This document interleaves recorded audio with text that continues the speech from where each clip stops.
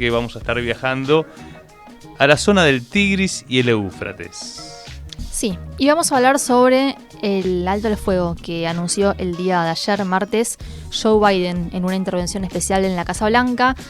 Dijo que los combates se van a terminar. Esto está diseñado para hacer un cese permanente de las hostilidades. Está diseñado, ¿por qué? Porque hay cláusulas, obviamente, que apuntan contra Hezbollah en caso de que se viole por parte de Hezbollah, porque nunca se, pone en debate la posibilidad de que Israel también viole el cese al fuego. Pero bueno, en caso de que se viole el cese al fuego, volverían, por supuesto, las hostilidades y en este caso se involucraría directamente Estados Unidos. Pero si te parece, quiero que escuchemos cómo lo expresaba Benjamin Netanyahu en un discurso que dio en cadena nacional, explicándole a la sociedad israelí por qué se tomaba esta decisión. Fue muy cuestionado por su propio gabinete, fue muy cuestionado por la oposición también, pero bueno, hubo algunos argumentos que esbozó el primer ministro que lo van a escuchar ahora, anunciando entonces esta nueva etapa que se abre a partir de ahora, poniendo el foco siempre, por supuesto, en el Líbano, porque es solo el Líbano queda fuera de este acuerdo, la Franja de Gaza, que es el lugar donde más daños se han registrado desde el 8 de octubre del año pasado. Escuchemos entonces lo que decía el primer ministro de Israel. Permitiré esta tregua, este cese el fuego en Líbano. Esto está perfectamente alineado con los Estados Unidos.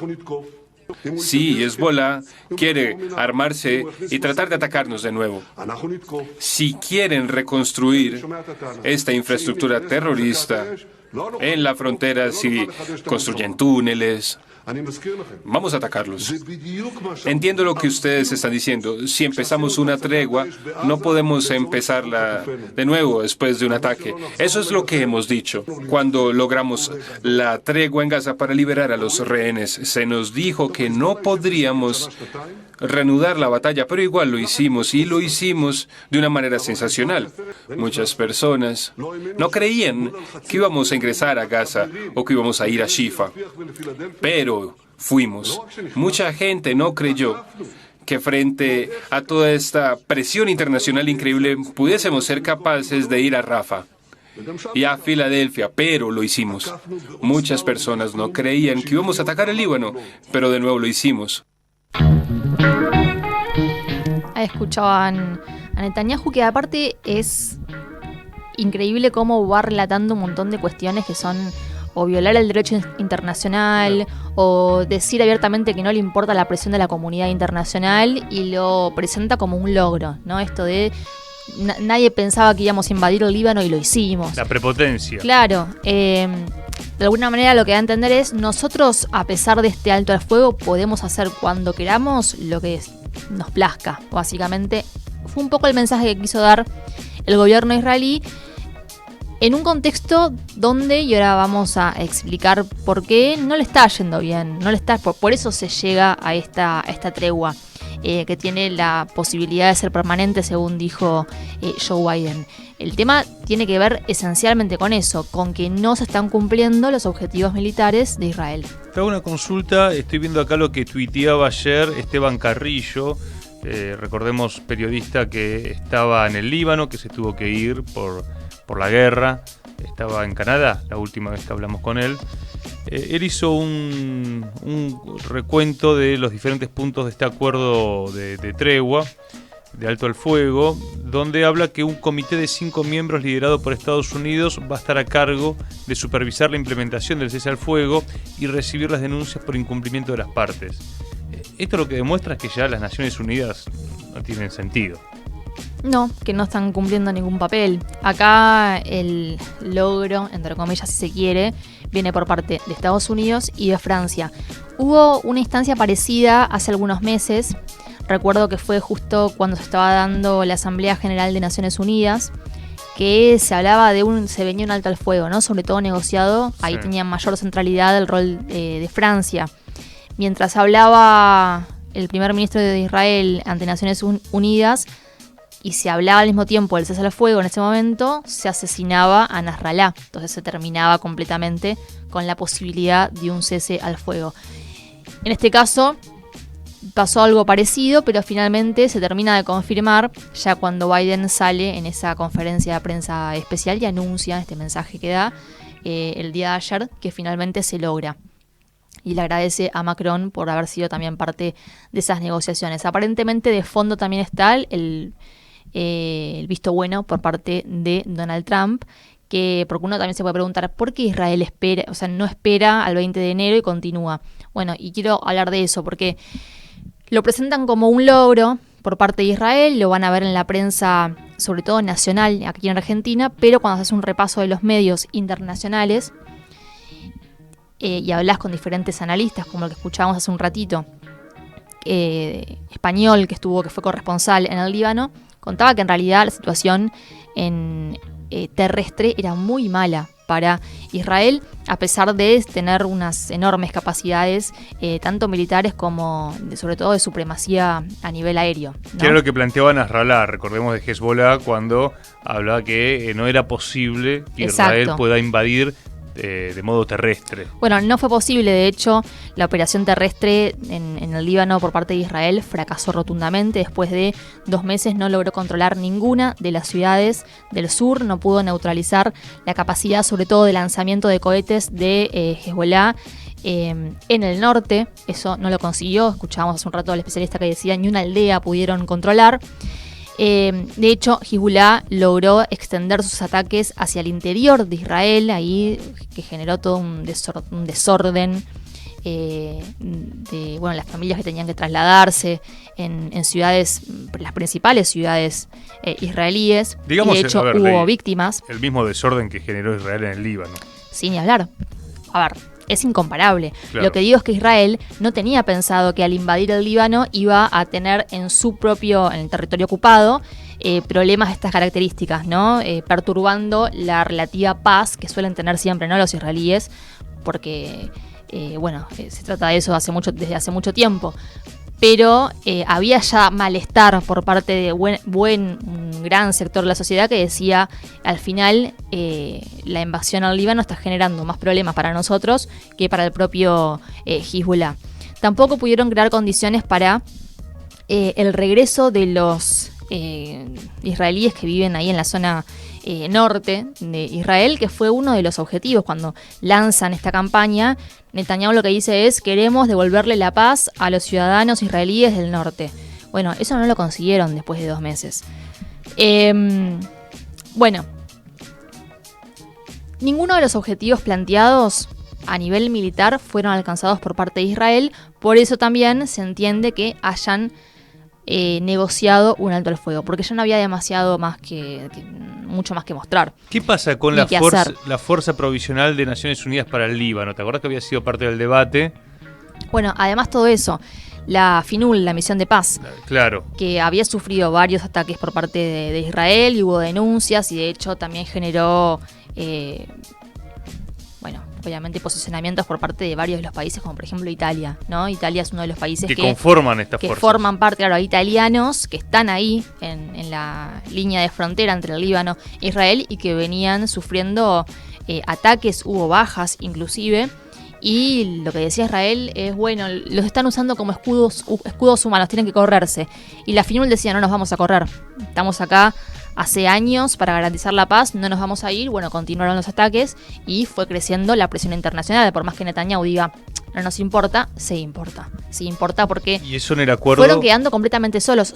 Hasta fue incómodo para Estados Unidos quedar como el único aliado de Israel en este contexto. ¿Qué pasó en el acuerdo? Se habla de la FINUL, ¿no? Que sería las fuerzas. La FINUL continúa bien en su lugar, no se van a retirar de allí y de hecho van a estar, creo que hasta con más presencia para garantizar que no haya hostilidades ni de un lado ni del otro. Bueno, por parte de ahora vamos a pensar qué es lo que sucede con Hezbollah, porque en definitiva también sufrió grandes golpes, ¿no? De hecho, mataron a Nasrallah, ni más ni menos. Y después fueron también golpeando a esta agrupación a medida que se iba reacomodando. Ni para Israel ni para Hezbollah los resultados son son positivos, se podría decir. Y sobre todo porque lo que decía Hezbollah era que no iban a detener los ataques a las fuerzas israelíes hasta que se finalice, que termine la guerra en Gaza. Bueno, eso tampoco se logró. La guerra en Gaza va a continuar y así todo se aseguran un alto el fuego en el Líbano. Con lo cual hay que ver después cuál va a ser la respuesta de Irán, cómo va a reorganizar a todas estas milicias que tienen claramente, que responden a Irán, sobre todo en el momento de ver cómo continúa, ¿no? Cómo continúa a nivel de la estrategia militar.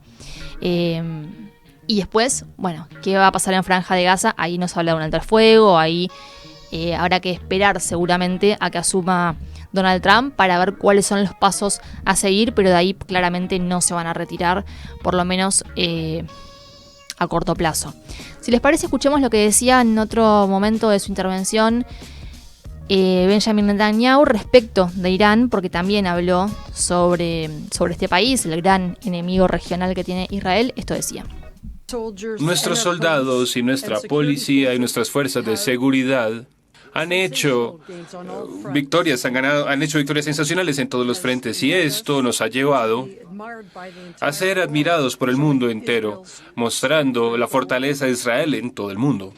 Respecto de Irán, nosotros hemos destruido mucho de sus defensas aéreas. Hemos creado misiles y hemos atacado su programa nuclear, y estoy determinado con hacer todo lo necesario para asegurar que Irán no llegue a tener armamento nuclear. Y es mucho más importante cuando se escucha a diario que los líderes de Irán están hablando de cómo están adquiriendo armas nucleares. En mi mente, erradicar esta amenaza es lo más importante para asegurar la seguridad de Israel.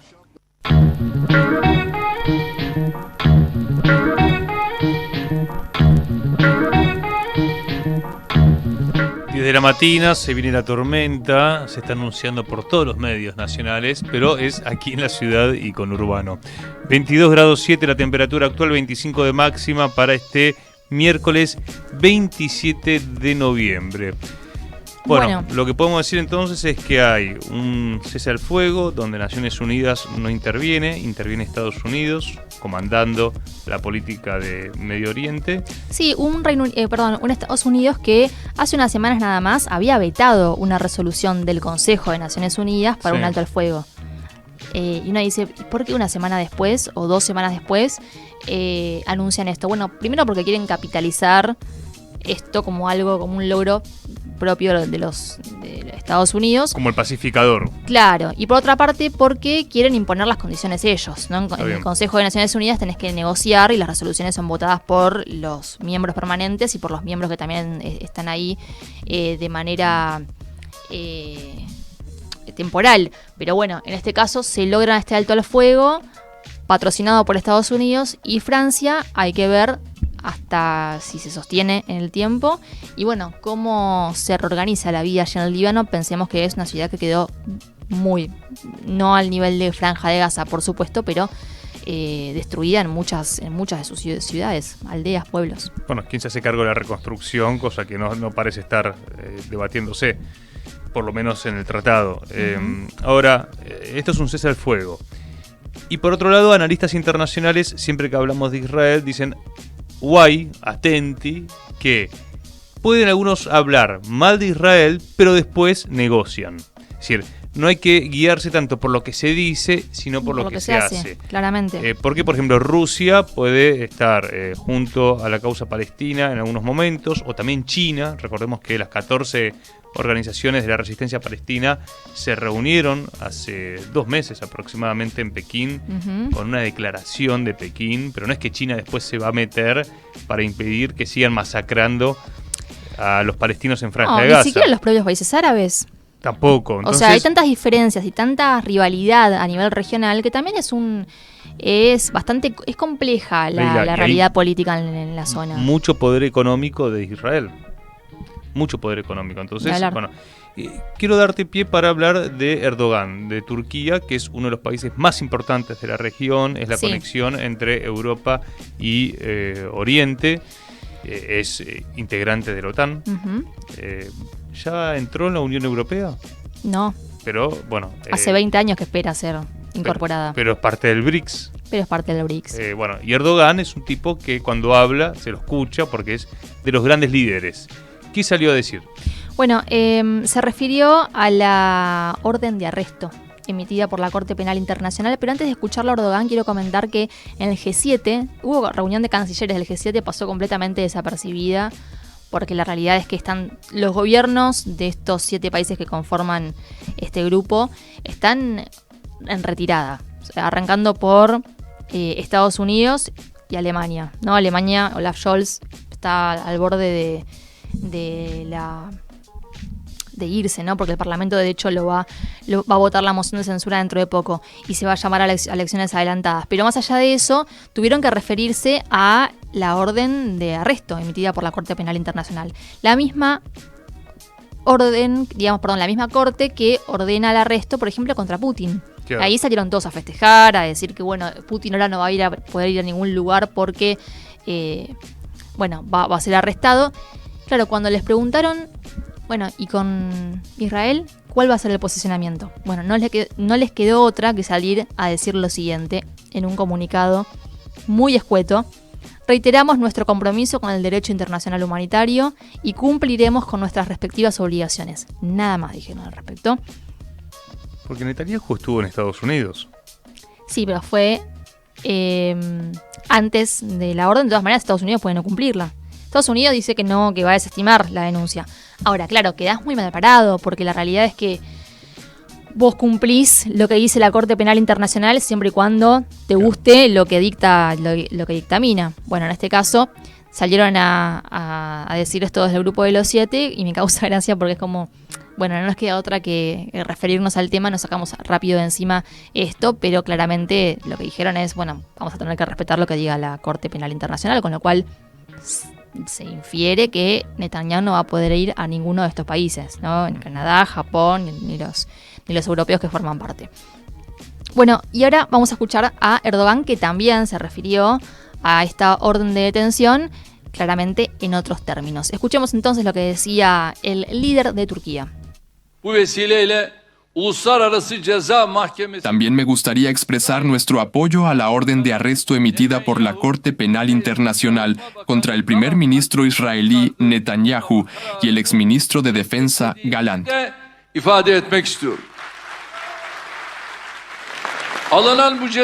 Consideramos que esta audaz decisión es importante para todas las partes del tratado, para implementarlo con el fin de restaurar la confianza de la humanidad en el sistema internacional.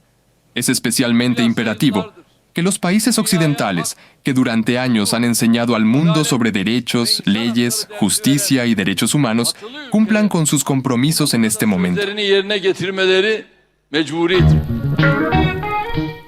Ahí escuchaban entonces a Erdogan y con esto cerramos la columna. Lo importante entonces y el repaso que queríamos hacer es, se consiguió un alto al fuego, por lo menos 60 días, vamos a ver qué pasa a partir de ahora y sobre todo, bueno, si alguien se acuerda de la Franja de Gaza, ¿no? Recordemos que desde que arrancan las hostilidades murieron más de 43.000 personas, la mayoría civiles, hombres, pero sobre todo mujeres y niños.